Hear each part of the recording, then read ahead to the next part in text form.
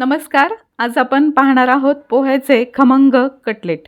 हे कटलेट बाहेरून खूप छान क्रिस्पी बनतात आणि आतून मऊ असे हे कटलेट चहासोबत खायला खूपच छान लागतात. त्यामुळे आपण ही रेसिपी पटकन पाहूया. त्यासाठी 1 कप पोहे घेतलेले आहेत आणि 2 उकडलेले बटाटे घेतलेले आहेत. पोहे आधी आपल्याला स्वच्छ धुवून घ्यायचे आहे आणि खूप जास्त ओले न करता आपल्याला 5 मिनिटं हे पोहे मऊ होण्यासाठी ठेवायचे आहेत. आता हा जो बटाटा आपण घेतलेला आहे उकडलेला तो आपण किसणीवरती असा किसून घेऊया. मॅश करण्यापेक्षा असं किसून घेतलं म्हणजे छान एकजीव होतो. आता पोहेसुद्धा हाताने असे आपण थोडेसे मऊ करून घेऊया आणि बटाटा आणि पोहे एका भांड्यामध्ये आपण एकत्र करून घेऊया.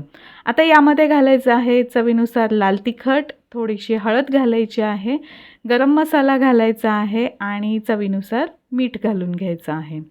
यामध्येच आपल्याला मिरची आणि लसूण याचे सुद्धा तुकडे घालून घ्यायचे आहेत किंवा आलं लसूण पेस्ट असेल तर ती सुद्धा घालू शकता. 1 बारीक चिरलेला कांदा यामध्ये घालून घ्यायचा आहे आणि बारीक चिरलेली कोथिंबीर.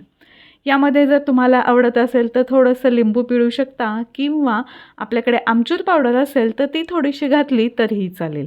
आता हे सगळं छान आपण एकत्र करून घेऊया. अजिबातही पाणी घालायची गरज लागत नाही आणि अशा प्रकारे आपण हे एकत्र करून याचा असा गोळा तयार करून घेतलेला आहे. आता याचे छोटे छोटे गोळे करून घ्यायचे आहेत.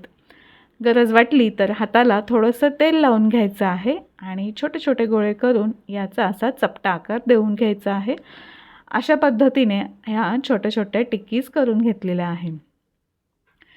सगळ्या या मिश्रणाचे आधी आपण छोटे छोटे गोळे करून घेऊ शकतो आणि त्यानंतर अशा टिक्की करून घ्यायच्या आहेत. आता या टिक्की आपल्याला शॅलो फ्रायसुद्धा करता येऊ शकतात किंवा डीप फ्राय करायच्या असतील तर तेलामध्ये चांगल्या तळून घ्यायच्या आहेत. तर मी अशा पद्धतीने या सगळ्या टिक्की करून घेतलेल्या आहेत आणि आता तेलामध्ये आपण याला छान असं फ्राय करून घेऊया. पॅनमध्ये तेल घालून घेतलेलं आहे. पॅन चांगला तापून घेतलेला आहे. त्यानंतर गॅस लो फ्लेमवरती करायचा आहे आणि यामध्ये या टिक्की घालून घ्यायच्या. दोन्ही बाजूने छान सोनेरी रंग येईपर्यंत या टिक्की आपल्याला यामध्ये भाजून घ्यायच्या आहेत. हे बघा एका बाजूने छान अशा फ्राय झालेल्या आहेत.